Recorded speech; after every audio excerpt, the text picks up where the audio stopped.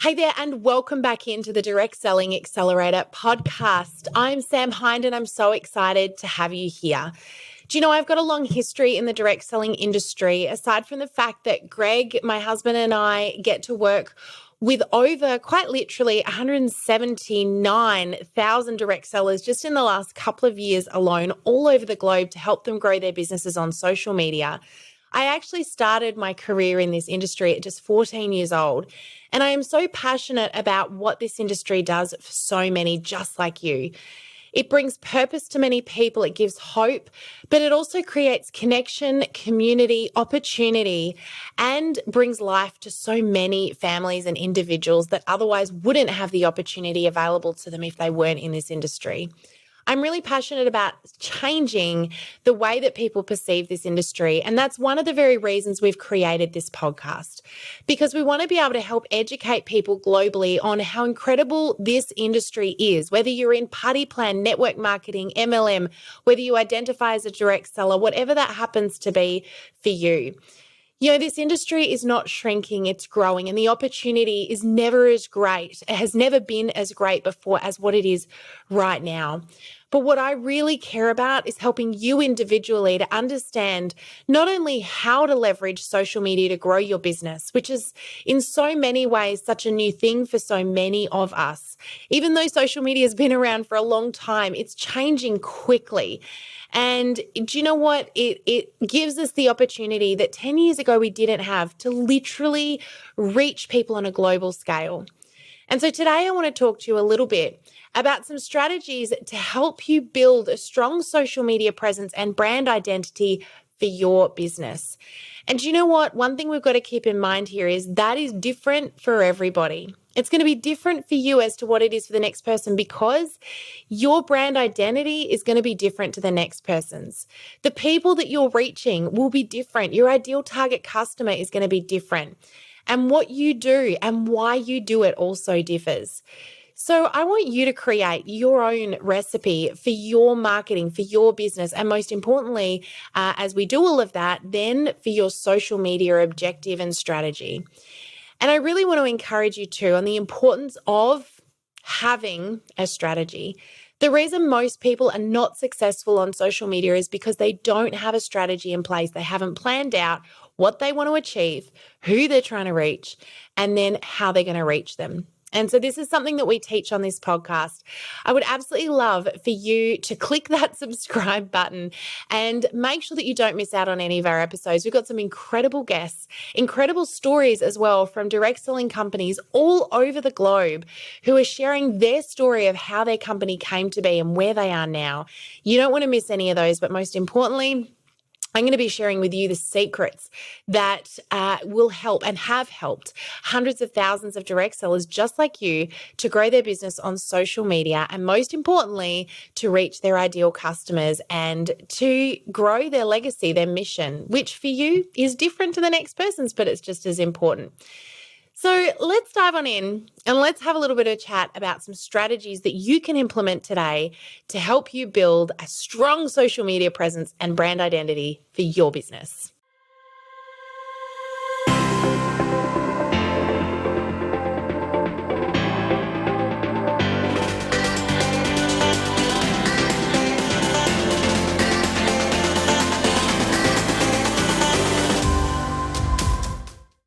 Okay, so social media presence and brand identity. Let's just start with something that I want you to keep in mind here. If you've done any training with me before, you've heard me say this, but I'm going to say it again just in case. And that is this. The thing that you're selling, you've got to get really clear about what that is. And for most people, when I ask them the question, what do you sell? What sets your business apart? What makes you unique? If you're in marketing, you might have heard this called your USP, your unique sales perspective. Well, the bottom line is at the end of the day, none of that matters because it's not about the products you're selling and it's not about the business you're in. The thing about doing business today, particularly in this industry, is that people buy from people. Do you know, I heard a really brilliant quote from the amazing Mari Smith, who has been dubbed the Queen of Facebook. And Mari said that as social media is moving at lightning, I think she said actually at warp speed, which is so true, But then she followed that up by saying, humans haven't changed all that much. And the thing we've got to remember is what we're selling to is humans at the end of the day. We may be using these amazing tools, but we're still selling to humans. So what you got to keep in mind is that people buy from people they like, know, and trust. And do you know what? Before they invest in your products, in your business, in anything that you're doing, you've got to remember that they're buying you. They buy the product because you use it. They buy into the business because they want to be in the business with you. So the first thing we have to keep in mind is that our brand identity needs to come back to us. At the end of the day, there's no other you out there, and you've got customers who are perfect for you, waiting for you to show up. And that's often the missing secret sauce in many social media strategies. People think, no one wants to hear from me. I'm just going to share all the great things about the company and the product. And that's wonderful. But at the end of the day, there are thousands of others out there doing exactly the same thing. So why would they come to you?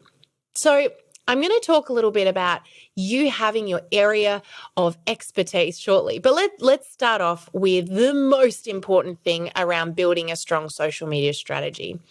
And that is this. Number one, define who your audience is. Now, this I feel like is one of those things that really gets people frustrated because they feel like they just can't nail this one. They just don't know how to work out who's my target customer. And I know many of the people that we start working with when they first join our memberships are most frustrated about this question, who's my target customer? Because I'm going to encourage you to narrow this down, really niche down and get clear about who you're speaking to. And the reason you want to do this is really for multiple reasons. But firstly, people want to feel like they're not a number. They want to feel like you're speaking directly to them. You might have heard the quote, when you speak to everyone, you speak to no one. And it is so true, especially on social media. So the first thing is get to know who your target customer is. We also call them our dream customer, our tribe, our avatar, whatever you call it, it doesn't really matter. But the main thing is know who that person is and get very clear about this individual. Now, the reason this matters so much is because you've got this low-hanging fruit out there waiting for you. And I see a lot of people climbing those trees before they've picked the fruit that's right in front of their nose. And I want to start by just saying that people follow other people. So when you attract the right people to your business, you're going to attract more people outside of that sphere, I suppose. So if you identify this particular individual that you work with, it might be a mum who's got a newborn baby, who's not currently working, who wants to earn some extra money, who really cares about healthy cooking, and she's got some dietary issues in her home. Usually there's someone celiac or dairy intolerant, right? So you get really clear about who this person is. And you're thinking, well, Sam, that really narrows it down. What about people that have got young kids that aren't babies who are back at work part-time? I still think some of those people could be my ideal customer. And my answer is get clear about who the key person is here.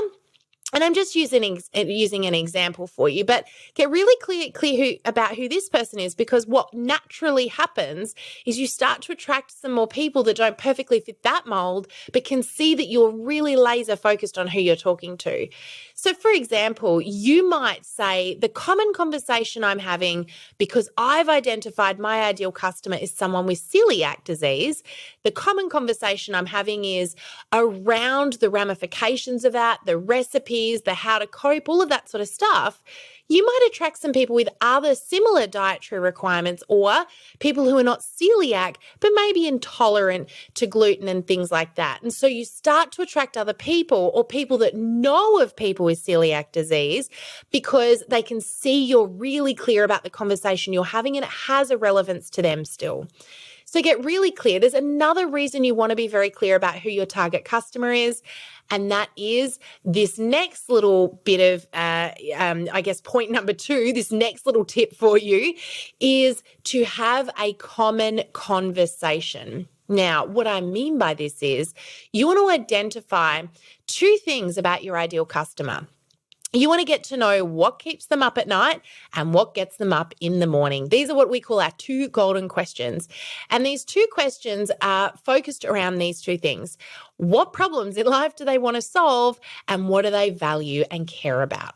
Now, when you know the answers to those 2 questions, it's going to help you with the content that you create. But most importantly, it's going to help you identify what is the conversation I need to have, meaning what is my area of authority?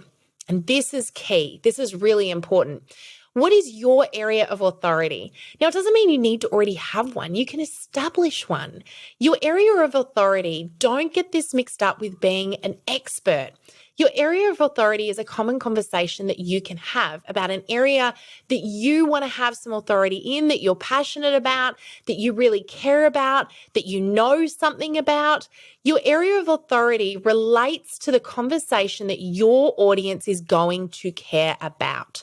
For example, if you go to Oxano Global, the Facebook page, which I encourage you to do, by the way, if you haven't done yet, there will be no question in your mind. What is our area of authority?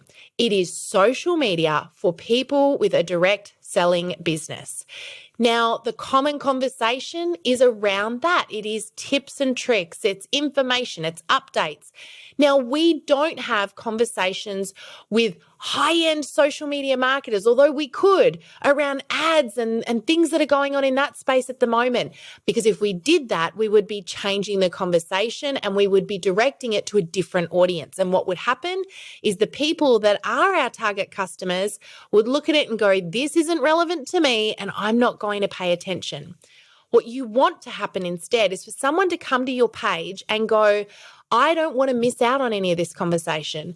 This is relevant to me. This is in tune with my values, and I care about this particular topic. Now, it doesn't mean you don't talk about other things from time to time. Greg and I will go off on some tangents. We'll ask some fun questions. We'll share some tidbits. We'll even share a bit of behind the scenes, what we get up to with our family from time to time. What's the point of that? That, my friend, is about establishing your brand identity, which is you. That's about them getting to know you, the individual, a little bit better so that they further relate to the content you put out there. So it's got to be a really good combination of have a really good, easy to understand, easy to interpret, common conversation that's relevant to your audience. And then from there, share a little bit about you from time to time as well. So tip number 1 is making sure that you define who that target audience is for you. Who's your ideal customer? And number 2 is establish an area of authority, a common conversation that you're going to have across the board. This is also known as your brand message. What's that brand message? What for you is it that you talk about? You know, like I said, for us, it's social media for direct sellers. It's not social media for retailers. It's not social media for any old business out there.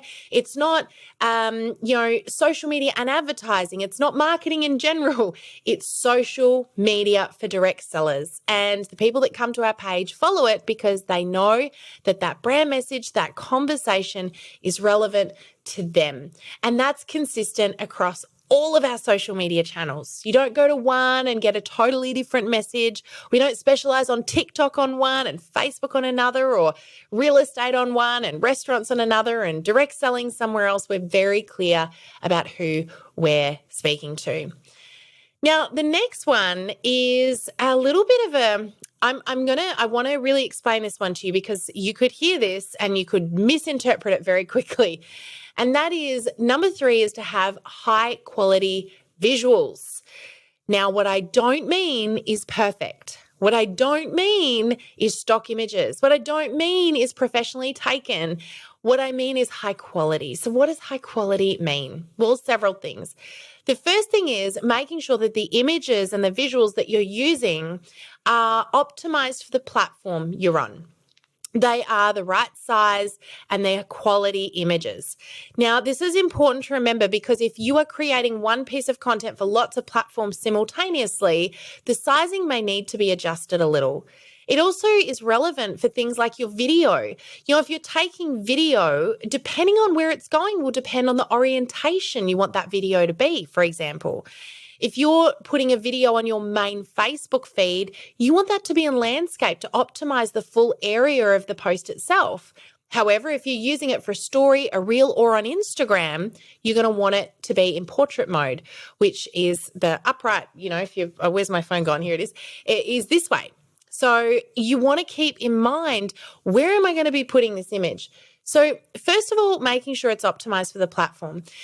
Even more important than this, though, is using images that are high resolution. Now, they don't have to be hugely high, but I see a lot of people who, I'm going to hazard a guess, have gone to Google, have typed in puppy dogs, found a picture of a puppy dog they want to share, copied the image or saved it to their phone or their computer, or even screenshot the image, and then put it up on their social media. And that, for a number of reasons, is a great big fat no from me. Here's why. Number one, that image doesn't belong to you, and it is not a publicly accessible for use image. In other words, it belongs to somebody else.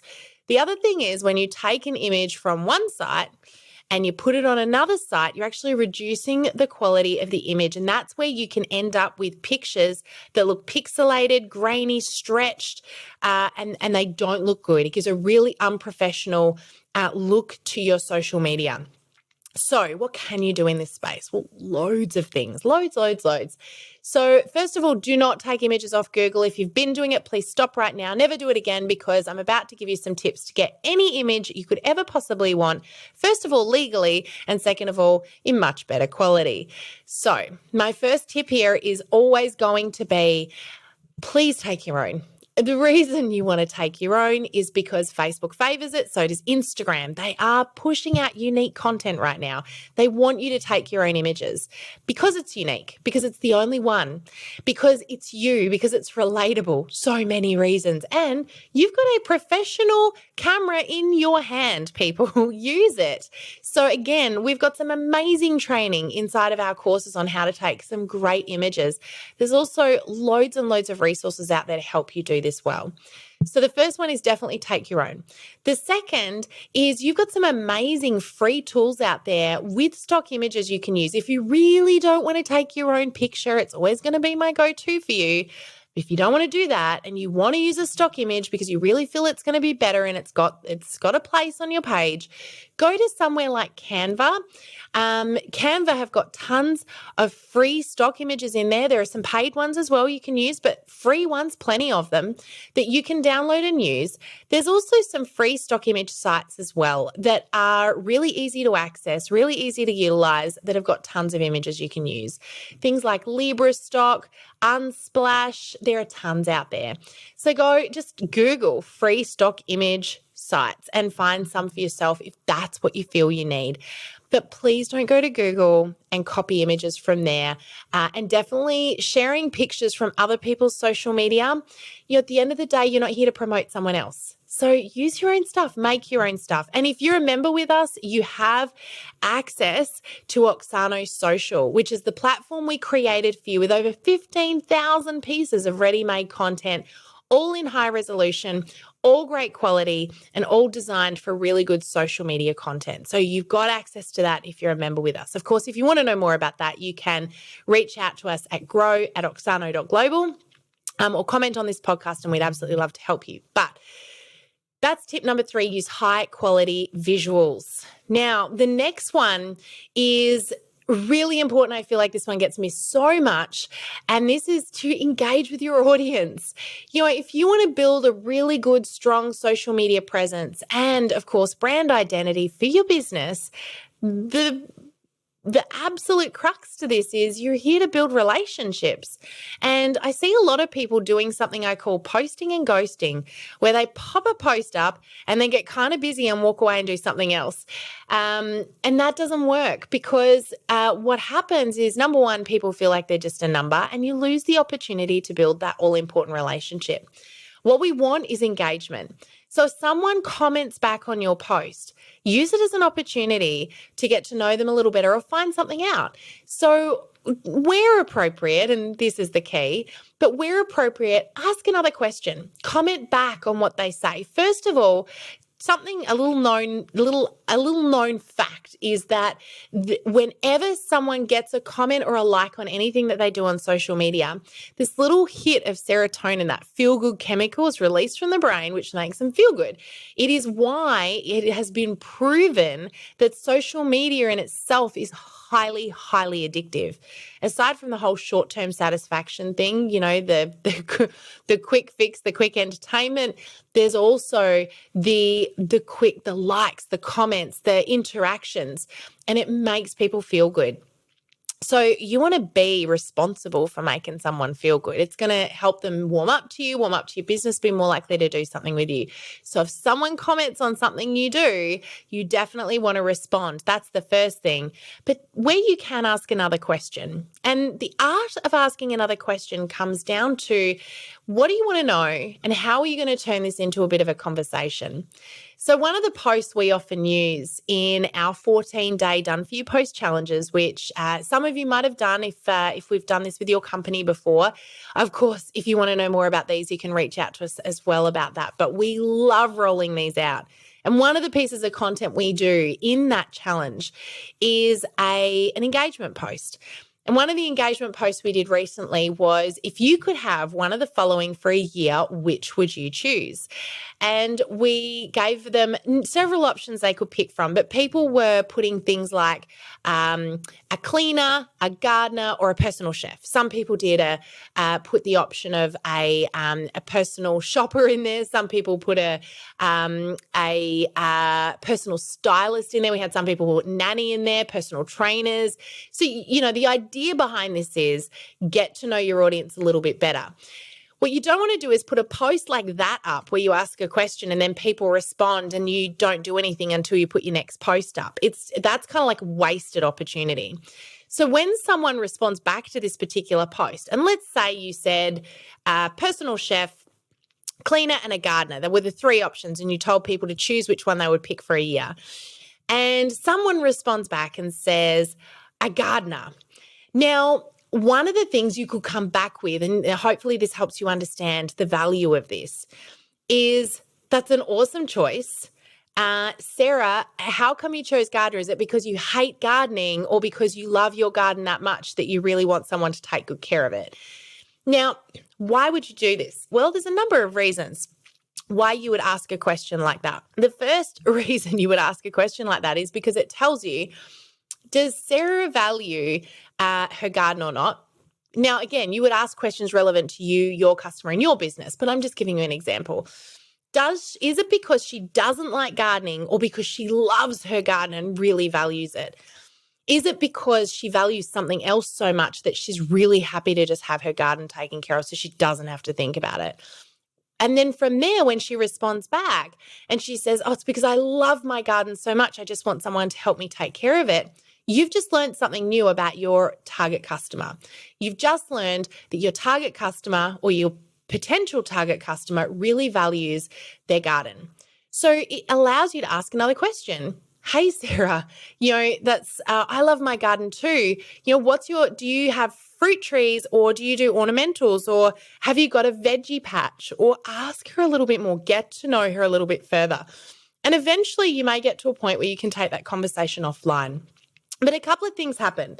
Yes, you build a relationship. Yes, you learn about your audience, but we're talking here about building a strong social media presence. The more interaction under a post, the further Facebook and Instagram push the post out. This is important to remember. It's a snowball effect. If you get backwards and forwards conversation happening under a post, the algorithm says this post was popular. There's healthy conversation happening here. Let's show it to more people. Or when you post your next post, hey, their last post did pretty well. Let's give this one a little bit more legroom and push it out a little further as well and see what happens. So the more interaction you get, the better it serves you long term. So conversation, really, really important, really, really valuable. Now, number 5 is a really simple one, yet one that I think most people do not do, and that is to be authentic. Please be authentic in everything that you do on social media. You are unique. There's only one of you. And here's the thing. People are not silly. They know when someone is not being themselves. You know when someone is not being themselves on social media. More importantly, you also know when someone's not showing up at all. I would encourage you to do this. Scroll through your Facebook when you finish listening to this podcast and pay attention to the posts that get your attention. Screenshot some of them if you want to, and go back and have a look at what was it about that post that made me stop, that made me pay attention, that made me want to read the caption or look closer at the picture or even look at their profile and see more of what they've done. I can tell you, without even knowing you, that vast majority of what you choose will be things that you feel were targeted to you. So they were based on your interests. So people that had tapped into stuff you care about and people that you felt were being genuine and authentic. Go and have a look after this. Just trust me. And I think you'll find you probably get a little bit of inspiration for yourself around some of the content you could create and some cool ideas just from paying attention to what got your attention. Okay, the very last one is probably the most important. If you want to build a strong social media presence and a great brand identity, the first thing and the last thing you should be doing is learning along the way, which means point number 6 is monitor and adjust your strategy. No marketer will ever tell you they know what's going to work and get it right every time. The reason is because every marketer knows the importance of testing, trialing, and testing and testing and testing again. This means that each week when you schedule your content out, it is really important that you go back and look at what were people telling you. They are telling you with their actions what worked, what didn't work. What is getting your brand message across? What is not? What's falling flat? What surprised you? What got a response that you didn't think would get a response, and what got no response that you were sure was going to do really, really well? Pay attention to what your audience is saying. Pay attention to how your posts go. And most importantly, monitor and adjust that strategy accordingly. We always should be tweaking our content. We always should be making adjustments. But it's very easy to ignore the past and just focus on the future, meaning a lot of us sit down and just create content without first having a look at how our older stuff did. And do you know what? It can save you so much time when you do that process. Remember, your audience are already speaking to you. They're already telling you what they love. They're telling you what's working for them and what they resonate with and connect to. So go back and have a little look at what you've done in the past. What's got you results? Because there is no point continuing to do the same thing over and over, expecting to get a different result. We've all heard that quote, and it couldn't be truer when it comes to your social media. So, with all of that said and done, they are some quick tips to help you to build a strong social media presence and, of course, a brand identity that grows your business on social media. I hope you found these tips helpful. We are going to be sharing so much more for you in the upcoming episodes of this podcast. Of course, we have got loads of episodes as well. You can go back and check out on all things social media. And of course, many companies. We've got some amazing founder stories and even some leaders sharing their journey, as well as some incredible international speakers and experts coming in to share their knowledge with you as well. So if you love this episode, of course, please subscribe. And I'd love for you to share this episode with someone that you feel will help them grow their direct selling business as well. Let's share the love. But that's it from me today. Thank you so much for tuning in for this episode. And we look forward to seeing you on the Direct Selling Accelerator podcast again next week. Bye for now. Thank you for joining us in this episode of the Direct Selling Accelerator podcast. If you love listening and you found that this was helpful for your direct selling business, please like and subscribe to our YouTube channel. You can also check out the recommended video that's popped up on your screen right here. I look forward to seeing you again next time. Bye for now.